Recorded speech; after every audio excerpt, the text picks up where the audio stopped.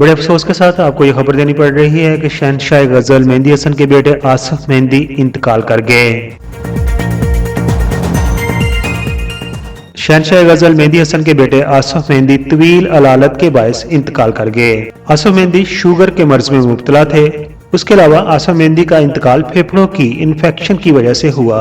उन्हें चंद दिन पहले फेफड़ों की इन्फेक्शन के बायस आगा खान अस्पताल में दाखिल करवाया था, लेकिन गुज़िश्ता रोज उनकी तबीयत खराब हो गई और 1 अगस्त 2021 की रात को उन्हें वेंटिलेटर पर मुंतकिल किया गया, मगर कुछ ही घंटों के बाद वो अपने खालिक हकीकी से जा मिले। उनके लिए दुआ गो है कि अल्लाह ताला उनको जवारे रहमत में जगह अता फरमाए, आमीन। दोस्तों, अब हम आपको बताते हैं आसिफ मेहंदी की जिंदगी के बारे में। आसिफ मेहंदी 1966 को पाकिस्तान के सबसे बड़े शहर कराची में पैदा हुए। आप एक गजल गायक और प्लेबैक सिंगर थे।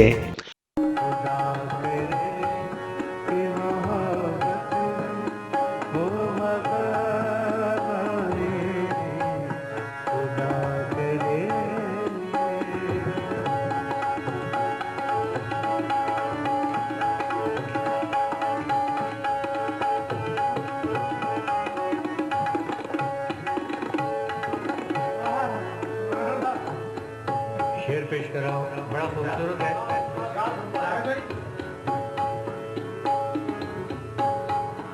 खुदा अपने घर में हो, मेहमान बन आए। खुदा अपने घर में हो, मेहमान बन आए। सितम तो देखिए अनजाने बन गया हमारे दिल की तड़प आज कुछ तो किसी आपने पाकिस्तान फिल्म इंडस्ट्री की 60 से ज्यादा फिल्मों के लिए अपनी आवाज का जादू जगाया। आसिफ मेहंदी की खिदमत को सराहते हुए 1999 में बतौर प्लेबैक सिंगर निगार अवार्ड भी दिया गया। आसिफ मेहंदी का मुकम्मल नाम आसिफ जुवेद मेहंदी था। आप शहंशाह गजल मेहंदी हसन के बेटे और उनके शागिर्द थे। आपने 13 साल की उम्र में अपने वालिद और चचा गुलाम कादर से मौसीकी की तालीम सीखना शुरू की थी। ये बताता जो आसिफ मेहंदी का खानदान 1947 में इंडिया राजस्थान से पाकिस्तान हिजरत करके आया था। आसिफ जुवेद मेहंदी ने अपना सबसे पहला प्रोग्राम लॉस एंजलिस में अपने उस्ताद अपने वालिद मेहंदी हसन के साथ 1983 में सिर्फ 17 साल की उम्र में किया था। चले भी आओगे गुलशन का कारोबार चले, गुलों में रंग भरे बादलों बहार चले।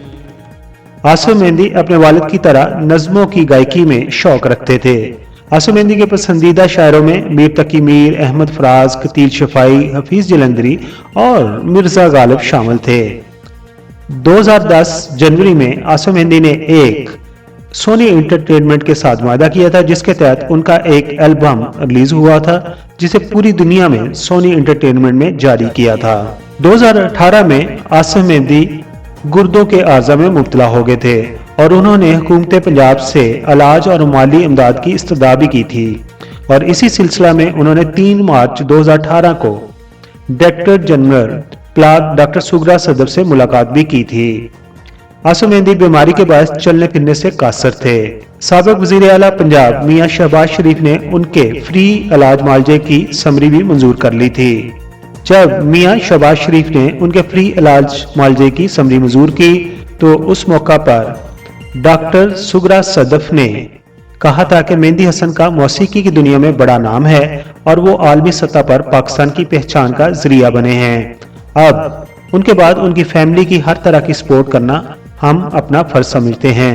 आसिफ जुवेद मेहंदी के मशहूर गानों या गजलों में शामिल है, सुना है लोग उसे आंख भर के देखते हैं और तेरी आंखों में उतर जाने को जी चाहता है।